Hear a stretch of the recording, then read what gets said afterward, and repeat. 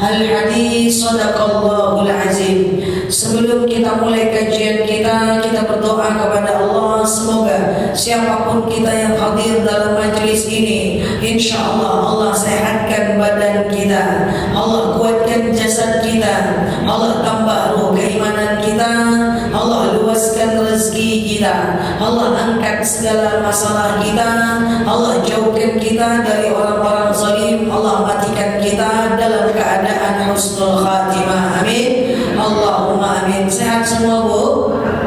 Baik. Kemarin kita udah membahas tentang bab talak ya. Talak 1, talak 2 dan talak 3. Ada mau tidur gitu ya, ada mau makan dan seterusnya. Baik ibu-ibu yang saya sayangi karena Allah, hari ini bulan ini maksudnya saya sedang concern menyampaikan tentang satu materi terkait dengan ujian dan apa efek daripada ujian, karena supaya kita nanti tahu apa kaitan antara ujian hidup dengan surganya Allah. Ini harus merata kita sampaikan di Kota Pekanbaru ini supaya berubah gitu, supaya good mood kita, tidak bad mood terus kita hidup ini. Jadi kita akan membahas terkait dengan apa saja langkah atau cara yang kita lakukan sepanjang waktu kita sehingga nanti kita bisa masuk ke dalam surganya Allah, insya Allah. Baik ibu-ibu yang saya sayangi karena Allah, bahwa surga itu butuh proses yang cukup panjang. Mau masuk surga? Mau ya? Mau masuk surga? Mau. Nah sekarang saya mau tanya dulu dari ini ya, sebentar ya.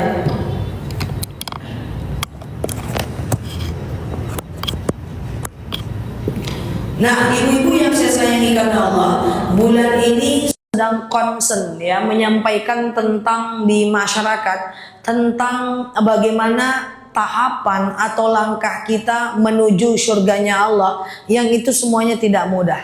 Saya mengawali dari sini. Kita mulai ya. Bu, menurut Ibu ujian Allah itu banyak atau sedikit? Hampir setiap masjid saya tanya, ujian itu banyak atau sedikit? Banyak atau sedikit? Sebenarnya ujian itu sedikit aja. Jadi begini Bu, pernah nggak dengar kata-kata semakin aku dekat dengan Allah, semakin banyak aku diuji? Pernah dengar?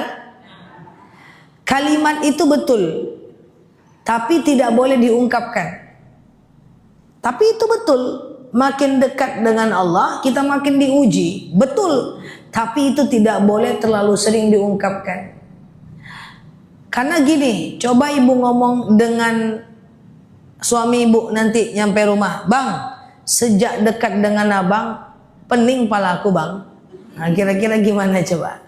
Atau bilang ke temannya, Besti, sejak teman dengan kamu pusing kepalaku gitu. Kalimat itu benar, tapi tidak baik untuk diucapkan. Karena begini mak, cara Allah mencintai manusia itu beda dengan cara manusia mencintai manusia. Beda. Kalau manusia mencintai manusia yang lain itu dengan cara diberi, ya, kemudian dengan cara memberikan gift, memberikan hadiah, perhatian. Itu cara manusia mencintai manusia.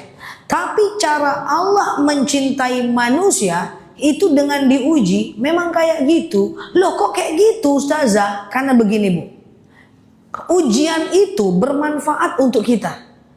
Kenapa cara Allah mencintai manusia dengan diuji? Pertama, dengan diuji kita semakin kuat dan kita tahu itu.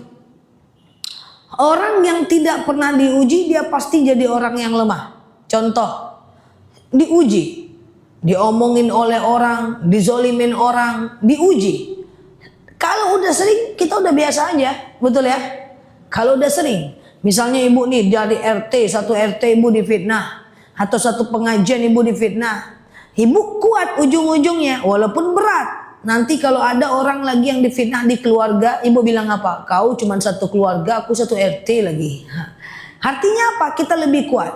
Bayangkan kalau orang yang tidak pernah diuji, mau jadi apa kita? Nggak kuat kita. Saya punya seorang teman yang ini menarik banget. Teman saya itu ibu rumah tangga, orangnya pendiam, sehingga dia kalau ada masalah tuh suka menghindar. Ada masalah lebih baik tidak bertengkar. Saya tanya sama dia, kamu pernah diuji besar nggak dalam hidup? Dia bilang, nggak tahu sih, kayaknya nggak ada.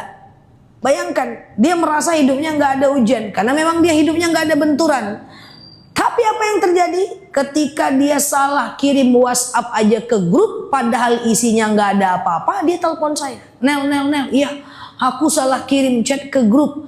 Wah, menggigil dia. Emang kenapa isinya? Nggak ada apa-apa sih, tapi salah kirim. Yang lihat berapa? Ada 2 orang. Aduh, yang satu tuh lagi sakit paru, yang C itu lagi naik motor, kata saya. Dia pikirkan hal itu, nggak penting tapi dia pikirkan. Kenapa? Karena nggak pernah diuji, lemah mentalnya. Makanya kalau ada ibu yang diuji dengan kesusahan hidup, diuji dengan digosipin orang, difitnah orang, dihujat orang, dihianati orang terdekat, nggak apa-apa. Kita perlu itu untuk belajar arti kekuatan hidup. Paham? Nah, itu yang pertama. Yang kedua, kita perlu ujian. Untuk apa? Karena begini, setiap orang yang diuji dan dia sabar dengan ujian itu, maka akan berguguran dosa-dosanya.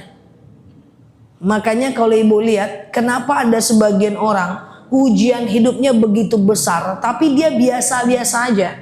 Karena dia melihat kehidupan akhirat, dia tidak melihat hari ini. Dia melihat bahwa ujian yang cukup besar, tapi kalau kita sabar, itu Allah akan gugurkan dosa-dosa kita. Contoh, ujian sakit. Kalau kita sabar dengan sakit, dosa berguguran. Digosipin orang, kalau kita sabar, pahala dia buat kita, dosa kita buat dia, ya kan? Disakiti orang, kalau kita sabar, di akhirat nanti kita dapat cuan, orang itu akan mendapatkan dosa kita. Jadi kalau kita sabar, ujian itu bisa menggugurkan dosa-dosa kita. Nah, pertanyaannya adalah, kenapa dosa kita itu mesti digugurkan? Nah, itu pertanyaannya. Nah, jadi kan gini Bu, saya lupa, kita udah belajar belum amalan penggugur dosa. Dosa kita itu harus digugurkan. Di antaranya dengan berwudu, berguguran dosa-dosa kita. Dengan sedekah, berguguran dosa-dosa kita. Dengan ujian, digugurkan dosa-dosa kita. Kenapa dosa kita ini harus digugurkan? Karena dosa yang belum digugurkan di dunia akan digugurkan dengan sakitnya sakaratul maut, pedihnya siksa kubur, susahnya di padang mahsyar, dan akan dibersihkan dalam neraka. Ibu mau mana? Dosanya dihentikan di dunia dengan ujian atau di neraka dicuci dosanya? Mau mana? Entah iyo tanda di dunia, tapi pas diuji ndak talok aja dong, gitu kan? Karena dosa yang tidak selesai di dunia itu Allah akan berikan ganjarannya di akhirat. Karena begini Mak, tempat kita di akhirat itu cuma ada 2 pilihan. Yang pertama adalah raudhatan min riyadil jannah, taman-taman surga. Yang kedua, ghufratan min huwarin niron, lobangnya api neraka. Jadi ini ada neraka itu ada lobang. Ada 3 lobang api neraka. Ada keraknya neraka, ada pintu neraka. Keraknya api neraka, ini orang Islam yang murtad, orang non muslim, orang kafir, orang Islam yang mati bundir. Itu di kerak-keraknya. Yang kedua adalah tengahnya api neraka. Siapa orang yang di tengahnya api neraka? Ya orang yang sholat juga, gosip juga, dia di tengah. Yang dia majelis taklim juga, berjoget-joget juga, hanya di tengah. Yang dia majelis taklim juga, ngomongin orang juga, dia di tengah. Tapi tidak mungkin kita di pintu. Karena yang di pintu neraka cuma 1 orang, itulah Abu Thalib. Paman Rasulullah mati dalam keadaan kafir tapi dapat syafaat dari baginda Nabi, harusnya masuk neraka. Rasul pengen dia masuk surga, karena dia kafir lalu nggak bisa, akhirnya di pintu neraka aja. Di pintu neraka itu dipasang terompah mendidih ubun-ubun. Itu neraka. Oke, kita lanjut. Kenapa sabar dalam ujian? Karena Allah mencintai kita dengan diuji. Kalau kita sabar, berguguran dosa-dosa kita. Persoalannya kita nggak sabar. Oke lah, kalau ada orang yang nggak diuji, maka Allah akan balas dosa-dosa dia saat sakitnya sakaratul maut. Mau masuk surga harus mati dulu nggak? Nggak bisa langsung loncat ke surga, karena nggak ada hotspotnya.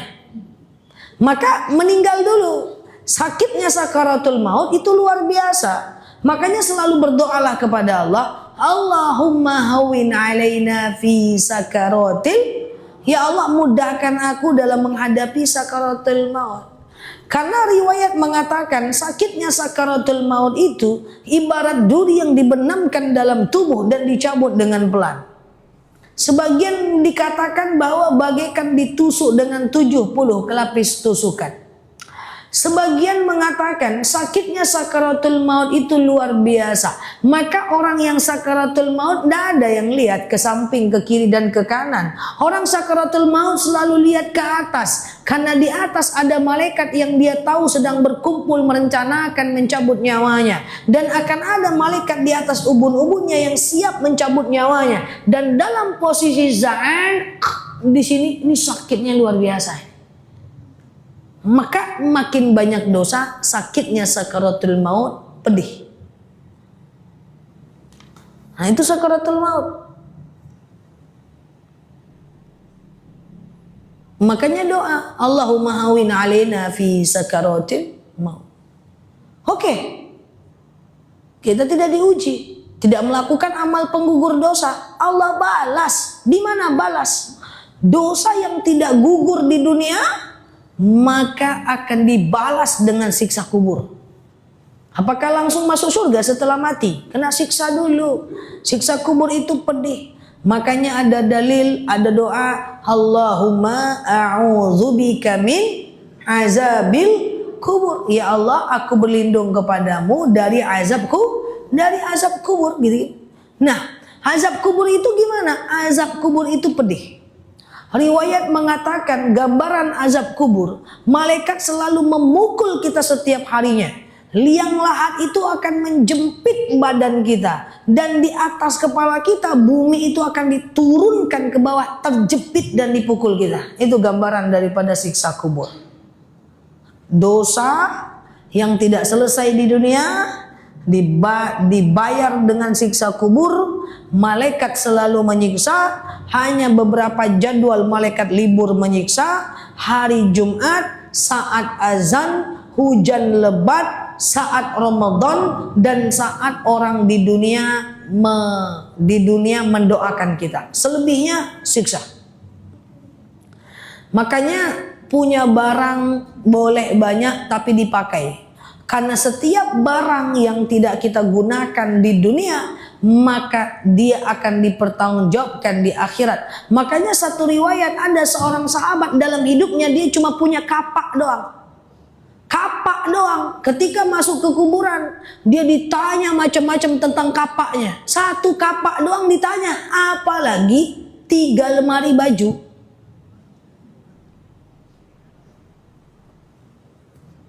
Boleh kalau dipakai. Saya punya teman, itu berapa jumlah tasnya, ini nyata ceritanya. Dia punya tas 80 biji. Coba. Jadi kalau dia pakai tas hari ini, bulan depan baru ketemu lagi dia pakai tas itu. Saking banyaknya tasnya. Saya bilang kalau dipakai nggak apa-apa. Masalahnya nggak dipakai nih. Saya bilang sama dia, susun tas itu. Habis waktu 2 hari menyusun tas. Yang tak terpakai kasih orang. Yang dikasih ujungnya cuma 3. Sama enggak. Itu dipertanggungjawabkan. Boleh kita punya baju baru, baju lama kasih orang. Siksa kubur. Yang tak selesai di dunia, siksa kubur lebih dahsyat. Kok gitu nih? Apakah langsung masuk surga? Apakah langsung masuk surga? Kita akan dikumpulkan di padang mahsyar, dibangkitkan. Padang mahsyar itu luas. Di dalam padang mahsyar ada yang namanya yaumul hisab, hari perhitungan. Nama lainnya yaumul mizan, hari pertimbangan. Di situ akan dihisab, ditimbang amal kita di hadapan Allah. Nanti di yaumul hisab kita akan dibagikan buku catatan amal kita. Buku catatan itu Allah tebarkan, Allah lepaskan, dan kita ngambilnya itu diterbangkan gitu loh. Nah, bukan ngambilnya kayak ngantri beli beras, bukan, tapi diterbangkan. Ketika catatan amal itu diterbangkan, ada yang kita mengambilnya itu pakai tangan kanan, maka baguslah amal kita. Ada yang ngambil pakai tangan kiri, maka berarti ada amal buruknya. Bahkan ada yang ngambilnya itu melalui lewat belakang. Nggak sanggup dia menengoknya, saking buruknya amalnya. Lalu dia lewat belakang. Nah, saat kita dapat catatan amal kita itu, maka kita ketemu dengan yauma la yanfa'u malun wala banun illa man atallaha biqalbin salim. Kita tidak peduli anak-anak kita tidak peduli suami kita tidak peduli guru-guru kita nggak peduli siapa-siapapun. Di hari itu kita akan diminta pertanggungjawaban. Nah, misalnya ini buku catatan amal saya. Saya tengok ternyata amal kebaikan saya 50%, amal keburukan saya 50%. Saya pengen masuk surga. Saya bisa menambah catatan amal saya ini dengan cara apa? Saya akan menuntut sesuatu dari orang-orang supaya bisa menambah catatan amal saya. Apa yang dipertanggungjawabkan di situ? Yang pertama, jual beli. Siapa penjual yang tidak amanah, penjual yang tidak jujur, maka nanti pelanggannya akan menuntut kepada dia dan dia tidak bisa bayar lagi pakai uang, dia akan bayar pakai kebaikan, pakai amal. Ya, maka jangan coba-coba jualan bohong. Udahlah bu, harga mangga sekilo 80.000, 60 hasil lah. Modalnya aja nggak dapet doh. Nggak usah ngomong-ngomong bohong. Bilang aja nggak bisa bu, udah gitu aja. Nggak usah berkila-kila. Modalnya aja nggak dapet doh. Itu nggak boleh. Jadi dagang itu kalau nggak jujur, kita rugi di dunia, harta nggak berkah, di akhirat mati kita. Sebanyak apa pelanggan kita mau nyari kita, minta amal kita aja sikit. Oke, yang kedua adalah sewa menyewa. Sewa menyewa, ya, yang hilang malam. Sewa rumah orang 2 bulan tidak dibayar-bayar, tengah malam hilang. Selamat di dunia, di akhirat ganti dengan amal. Yang ketiga, pinjam meminjam, semua dipertanggungjawabkan. Makanya kembalikan rantang orang yang pernah ibu pinjam itu, kembalikan jarum pentul kawan itu, kembalikan sendal kawan itu. Karena dia di dunia ya biasa-biasa aja, di akhirat dia butuh ngisi amalnya. Maka nanti di akhirat dia akan mencari kita. Bu, rantang di dunia dulu kan ibu nggak saya kasih ibu lauk, ibu tak kembalikan.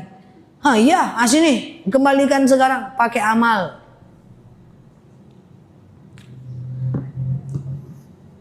Makanya kalau barang kita kalau sendal kita dilarikan orang di masjid, jangan ambil sendal orang. Kalau sendal kita dilarikan, di akhirat kita yang nuntut dia. Masalahnya sendal orang kita larikan juga, orang nuntut kita, berputar-putar bekoma.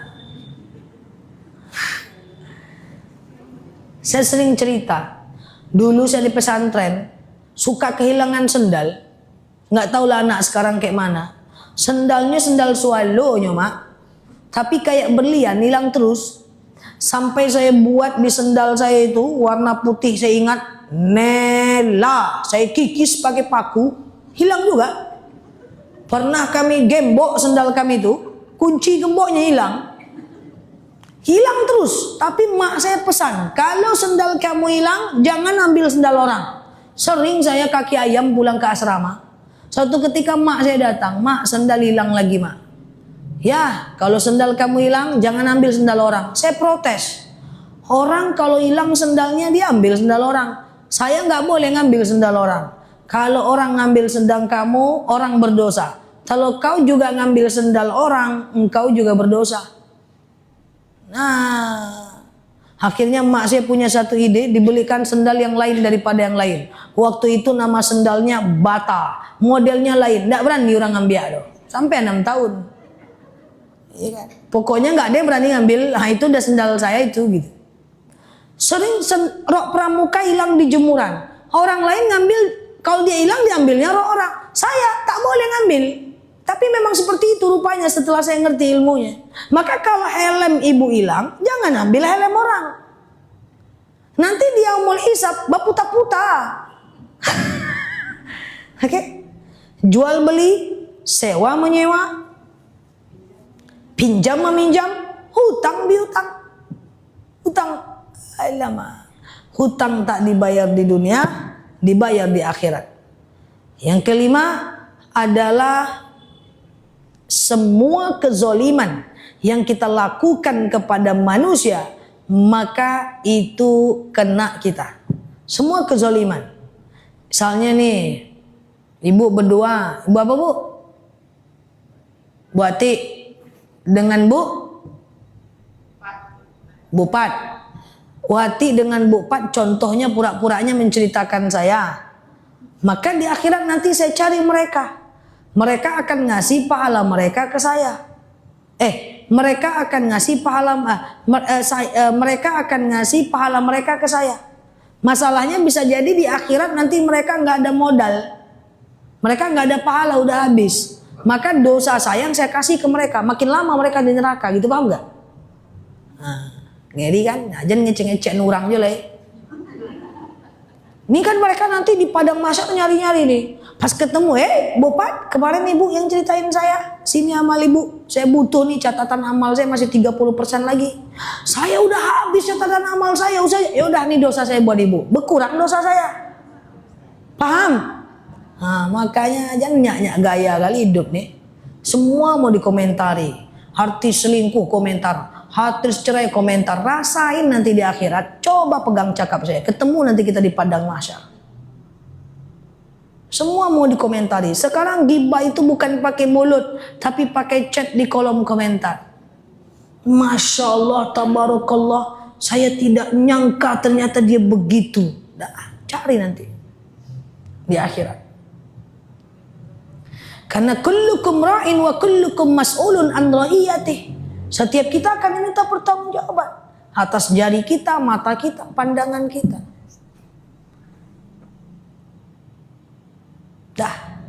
Dengan syarat kalau saya digosipin oleh ibu ini berdua, saya sabar. Masalahnya kan saya nggak sabar. Bu apa tadi, Bu apa? Bu Yulis. Masalahnya saya nggak sabar. Saya tahu mereka menggosipkan saya cerita ke yang lain. Woi, rupanya Bu Yulisma tuh jahe, Bu. Saya cerita, woi Bu Yulisma tuh jahe, mah. Saya cerita ke yang lain, rupanya Bu Yulisma tuh jahat, woi. Mereka ceritakan saya berdua, saya ceritakan mereka kemana-mana. Lebih banyak siapa yang nanti memberikan amal kebaikannya? Saya. Yang ruginya saya. Makanya jangan membalas keburukan dengan keburukan. Kalau digosipin orang tenang aja, biar kita cuan di akhirat. Tapi kalau kita gosipin orang itu balik, kita juga rugi. Jadi begitu. Kenapa kok ada orang yang tenang kalau digibahi? Karena dia pasang strategi pengen cuan di akhirat.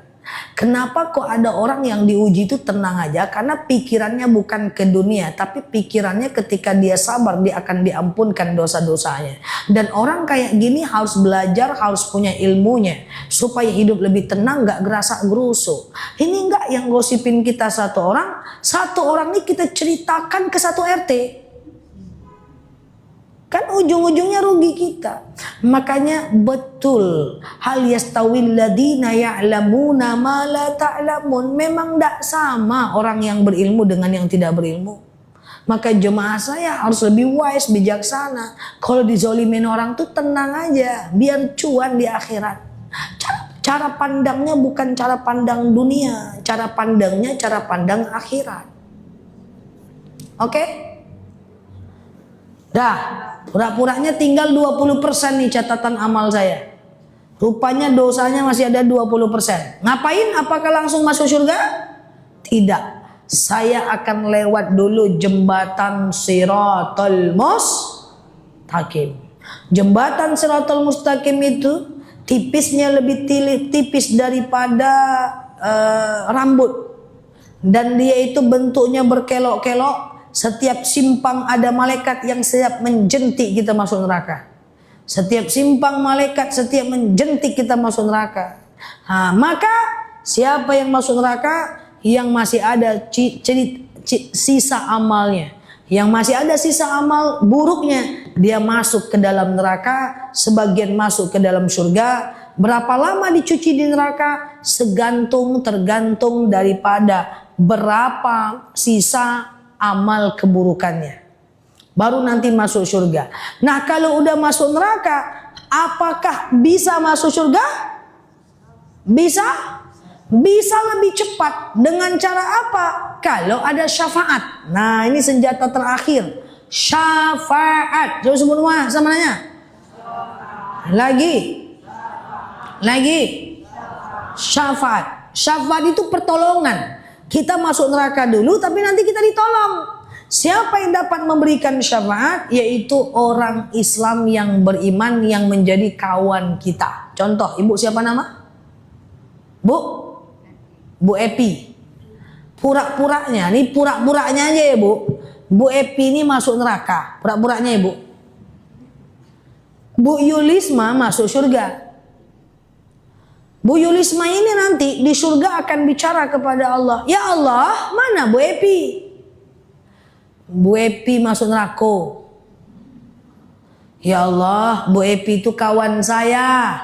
Dulu dia mengajak saya pengajian, makanya saya hijrah. Dia dulu mengajak saya ke masjid. Dia dulu me-WhatsApp saya untuk pergi datang ke masjid. Lalu saya dengarkan ceramah Ustadz. Akhirnya saya masuk surga. Ya gimana pun Bu Epi itu masuk neraka. Jangan ya Allah. Kalau nggak karena Bu Epi dulu mengajak saya ke masjid, mungkin saya tidak akan masuk surga. Kalau gitu saya mau ke neraka aja lah. Sama-sama aja dengan Bu Epi. Apa kata Allah? Saking sayangnya Allah kepada penduduk surga, maka Allah katakan oke. Tenang Bu Yulisma, Bu Epi, aku masukkan ke dalam surga untuk menemani engkau karena engkau mencintainya karena aku. Gitu. Teman yang baik. Contoh lagi kita ini bisa saling memberi syafaat. Contoh misalnya saya masuk neraka.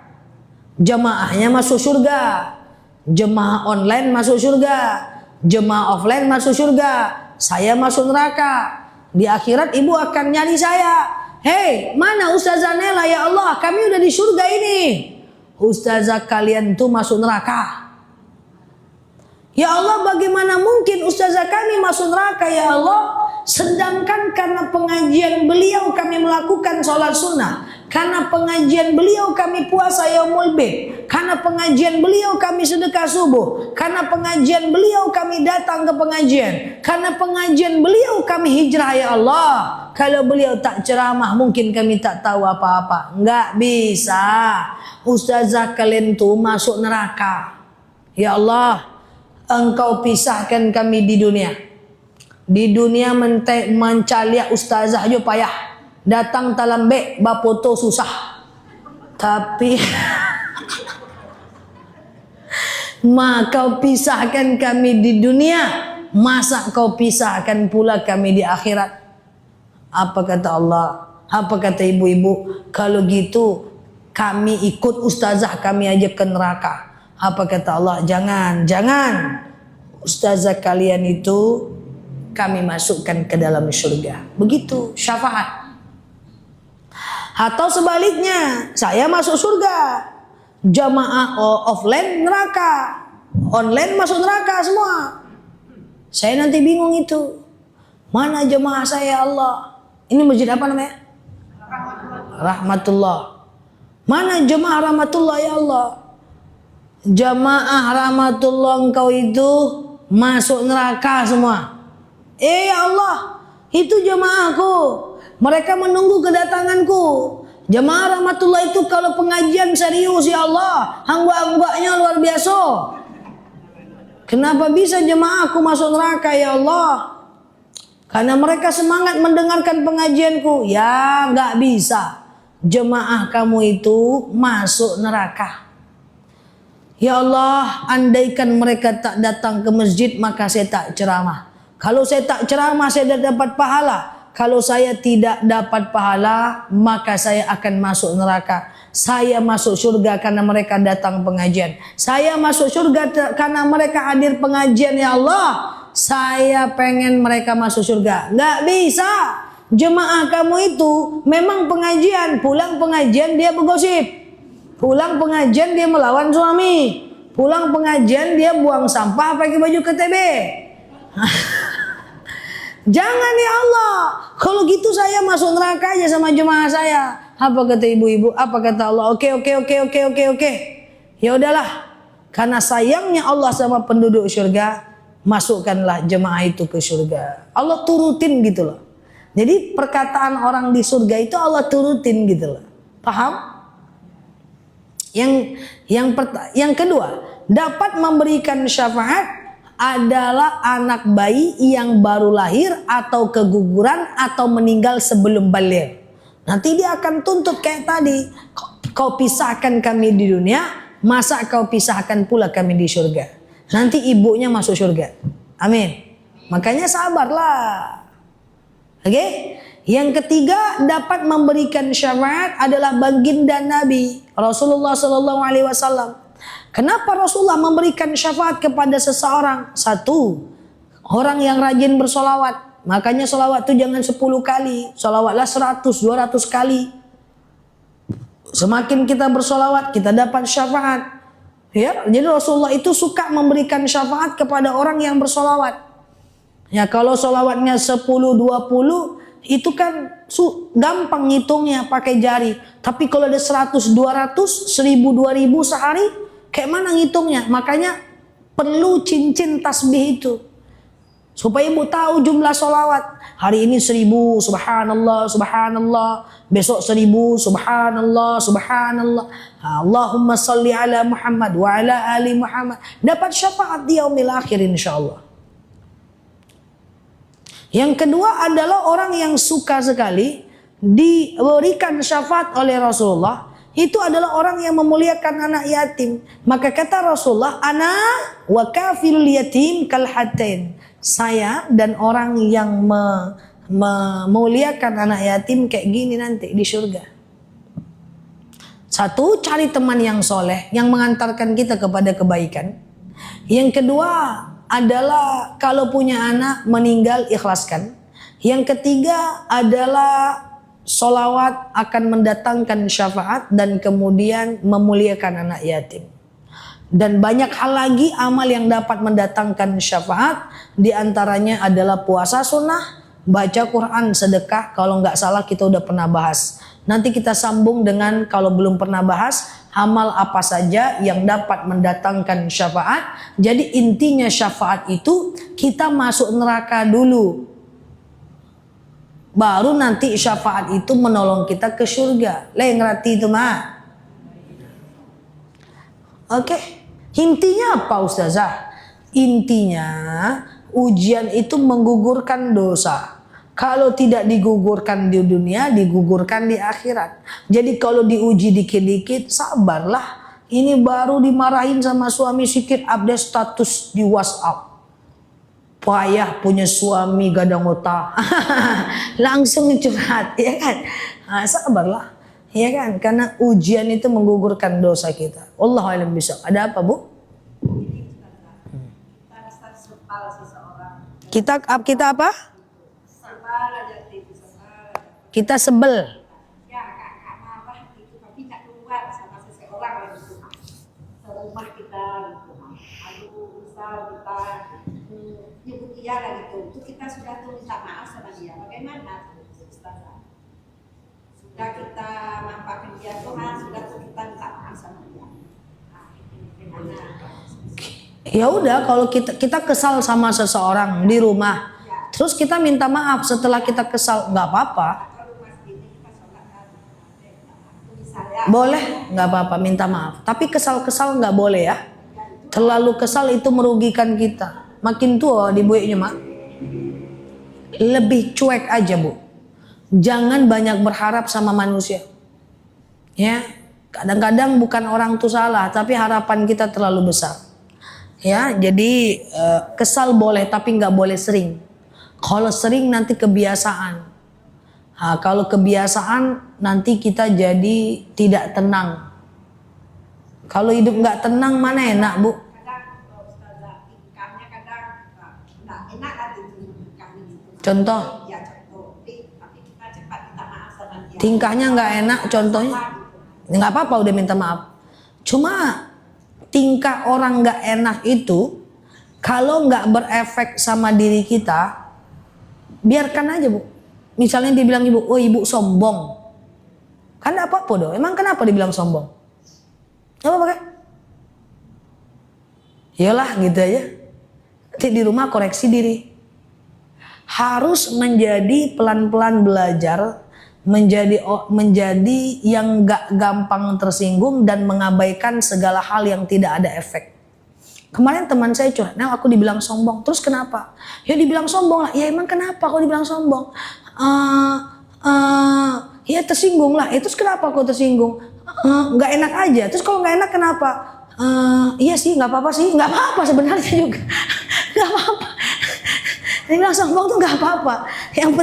Yang penting kita itu kalau dikejar nggak tahu jawabannya itu. Nel mukanya masam kali nengok saya. Terus kalau mukanya masam kenapa? Ya nggak enak lah. Terus kalau nggak enak kenapa? Ya nggak enak aja. Ya terus kalau nggak enak kenapa? Efeknya apa? Efeknya nggak ada sih. Nggak apa-apa sebenarnya. Oke.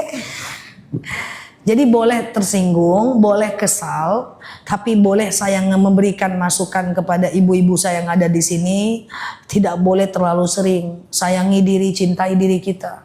Karena hati kita perlu dijaga. Jangan biarkan orang lain merusak hati kita. Sikap orang itu membuat kita kecewa, yang rugi kita. Dianya nggak ngapa-ngapain. Sikap orang itu membuat kita sedih, enak banget dia. Jangan tuh jatuhkan air mata karena manusia. Jatuhkan air mata karena Allah saja. Oke? Ya, silakan. Dulu kita kan suka beli barang-barang kayak piring, pajak lemari. Ya. Karena dulu kan suka bertamu orang rumah. Iya, iya. Tapi ini kayak setelah bapak kan ada orang ke kafe gitu. Sekarang nggak kita pakai lagi karena sekarang kita catering atau apa. Harus ada yang tumpuk di rumah. Hibahkan aja. Kasih, ikhlaskan aja. Nah, jangan kasih ke orang, ya kasih ke Sumatera Barat, kasih ke Aceh, kasih ke Medan. Barang yang tidak kita pakai, kalau kita kasih, kita nggak akan kehilangan kok. Coba aja. Cuma masalahnya kan setan tuh nyata. Baru mau ngasih baju, kok kalau kuru kita pakai leko masuk lu balik ya. Baru mau ngasih mukena, ini nanti kalau ada nih mama datang terpakai konyo sama soal kali ya. Coba tes bu, kasih piring tuh 1 lusin ke Sumbar aja. Tes aja. Habiskan aja. Nggak apa-apa kalau nggak kepake habiskan aja. Ya, habiskan aja. Saya baru 2 hari yang saya setiap sekali 3 bulan selalu menghabiskan. Kalau saya beli baru saya keluarkan. Habiskan ya, nggak usah mikir, nggak kepake, nggak usah merem. Pokoknya ini nggak akan kepake merem, nggak usah merem aja merem. Kumpulkan yang nggak kepake itu, bagi kita itu nggak kepake orang senang. Saya baru habis mengumpulkan 3 karton. Bayangkan baju saya itu aja 3 karton juga ketemunya. Dia tidur semuanya. Saya tanya lagi sama mak saya, udah mak habis nak. Orang pada suka. Karena bagi kita nggak kepake, orang suka, paham ya? Merem aja udah merem. Oke, barang pecah belah kasih, merem, bismillah. Oke?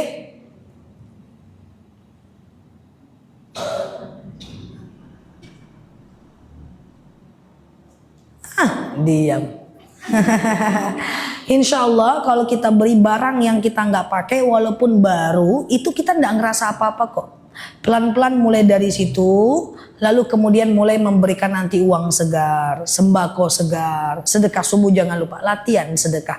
Saya tahu sedekah itu nggak mudah kok bagi beberapa orang. Karena kalau sedekah itu mudah, pasti semua orang itu dermawan. Makanya karena sedekah itu nggak mudah, mesti dilatih. Barang yang nggak kepakai kasih. Kemudian sedekah mulai dari 2000 sedekah subuh. Setelah 2000 sedekah ternyata nggak ngerasain apa-apa kok. Aman aja baru naikkan, dilatih aja. Saya percaya kita semua bisa insya Allah. Amin Allahumma. Amin. Allahumma. Al-Hazimiyah Al-Fatihah.